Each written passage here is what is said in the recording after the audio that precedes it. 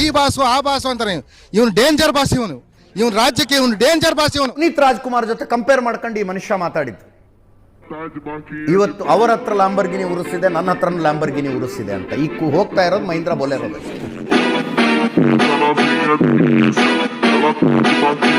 ಬ್ರೇಕಲ್ಲಿ ಯಾರ್ದೋ message, sir ಹುಷಾರು sir, Darshan fans sir ಅಂತ.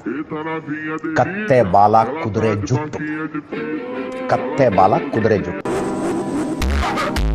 ಹೆದರ್ಕೊಂಡು ಜೀವನ ಮಾಡೋದಾಗಿದ್ರೆ ಇನ್ನೇನೋ ಮಾಡ್ಕೊಂಡಿರ್ತಿದ್ದೆ.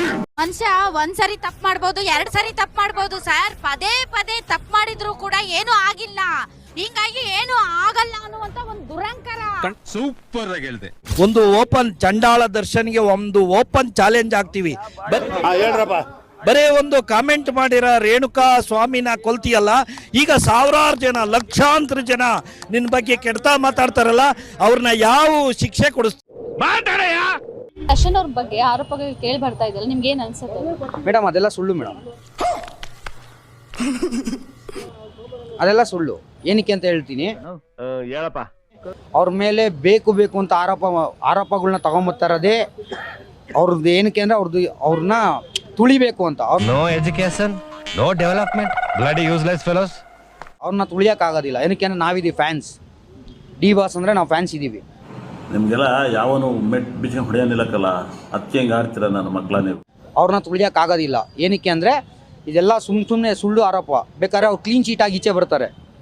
ಹಾಳಾಗೋಯ್ತೀಯ ಎಲ್ಲ ಬಿಟ್ಬಿಟ್ಟು ಬದುಕದ ಕಲೆ.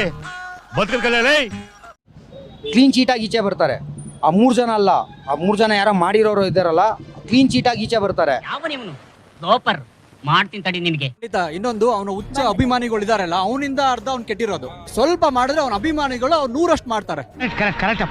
ನಮ್ಮ ವಿಜಯಲಕ್ಷ್ಮಿ ಅತ್ಕೆ ಅವರಲ್ಲ, ಅವ್ರು ಬಂದು ದೊಡ್ಡವರು, ಇವ್ರು ಚಿಕ್ಕವರು. ಇಬ್ರು ಅವ್ರ ಅಂಡರ್ಸ್ಟ್ಯಾಂಡಿಂಗ್ ಇರುತ್ತೆ. ಯಾವತ್ತೋ ನಮ್ಮ ಬಾಸು 2 ಪೇಕ್ ಜಾಸ್ತಿ ಆಗಿ ಏನೋ ಹೊಡೆದಿರ್ಬೋದು, ಅದಕ್ಕೇನೆ ಹೇಳಕ್ಕಾಗಲ್ಲ. ನಿಮ್ಮ ಅಪ್ಪ ಅಮ್ಮ ನಿನ್ನದು ಏನು ಅಂತ ಹುಟ್ಟಿಸ್ಬಿಟ್ರು. ಆರೋಪಗಳು ಕೇಳಿ ಬರ್ತಾ ಇದೆಯಲ್ಲ ದರ್ಶನ್ ಮೇಲೆ, ನಿಮ್ಗೆ ಏನ್ ಅನ್ಸುತ್ತೆ? ಅವ್ರಂತೂ ಮಾಡಿಲ್ಲ, ಬೇರೆಯವ್ರು ಯಾರನ್ನ ಮಾಡಿ ಅವ್ರ ಮೇಲೆ ಹಾಕಿರ್ಬೋದು ಅಂತ ಅನ್ಕೋತೀನಿ ನಾನು. ಶಾಲೆಗಳ ತರ ಬರ್ತೀರೇನಪ್ಪ ನೀವು? ಆ ದರ್ಶನ್ ಸರಿಗೆ ಹಿಂಗೆ ಅನಿಸಿಲ್ಲ, ವಾರ್ನಿಂಗ್ ಮಾಡಿ ಬಿಟ್ಟಿದ್ರೆ ಹಾಕಿತ್ತು. ಪೊಲೀಸರಿಗೆ ಕೊಡ್ಬೇಕಿತ್ತು. ಅವ್ರ ಯಾಕೆ ಕಾನೂನು ಕೈಗೆ ತಗಂದ್ರು. ಒಟ್ನ ಅವನಿಂದನೇ ಅರ್ಧ ಅವ್ನು ಕೆಡೋ ಕಾರಣ. ಫಸ್ಟ್ ಆಫ್ ಆಲ್ ಅವನ ಹುಚ್ಚ ಅಭಿಮಾನಿಗಳಿಂದ ಫಸ್ಟ್ ಅವನ ಕನ್ನಡ ಫಿಲಂ ಇಂಡಸ್ಟ್ರಿನ ಬ್ಯಾನ್ ಮಾಡಬೇಕು. ಹೇಳೋರು ಸಾವಿರ ಹೇಳ್ತಾರೆ, ಕ್ಲಾರಿಟಿ ಸಿಗಬೇಕು. ಒಂದು ಆನೆ ನಡೀತಾ ಇದ್ರೆ 100 ನಾಯಿಗಳು ಬಗಳ್ತಾವಂತೆ, ಅದಕ್ಕೆ ಆನೆ ನಡೆದಿದೆ ದಾರಿ. ಇದಕ್ಕೆ ತನಿಖೆ ಬೇರೆ ಆಗಬೇಕಂತೆ. ಅಯ್ಯೋ ಕೋತಿ. ಇಡೀ ಚಿತ್ರರಂಗಕ್ಕೆ ಅವಮಾನ ಅದು. ಅವನು ಒಂದು ಹೆಣ್ಣು ಮಕ್ಕಳನ್ನ, ಗರ್ಭಿಣಿ ಹೆಣ್ಣು ಮಕ್ಕಳ ಮನೆಯಾಗ ಇದ್ದಾರೆ, ಅವ್ರನ್ನ ನೋಡಿ ಅವ್ರ ಜೀವ ಉಳಿಸ್ಬೇಕಾ ಬೇಡ? 12-10 ಜನ ಸೇರಿ ಒಂದೇ ಪಟ್ಟಿಗೆ ಹೊಡೆದಾರ, ಡ್ರಿಂಕ್ಸ್ ಮಾಡಿ ಹೊಡೆದಾರ. ನಮ್ಮ ಮನೆ ನನ್ನ ಹೆಂಡತಿ ಪ್ರೆಗ್ನೆಂಟ್ ಅಂತ ಹೇಳಿದ್ರು ಬಿಟ್ಟಿಲ್ಲ ಸರ್. ಎಷ್ಟು ಕ್ರೂರವಾಗಿ ಕೊಲೆ ಮಾಡ.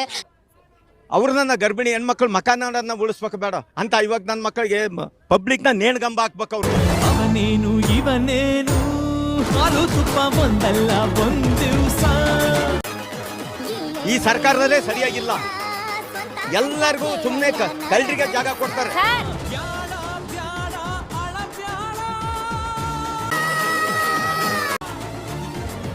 ಇಂಥ ಕಳ್ಳರಿಗೆ ಪಬ್ಲಿಕ್ನ ನೇಣ್ಗಂಬ ಇರಿಸ್ಬೇಕು.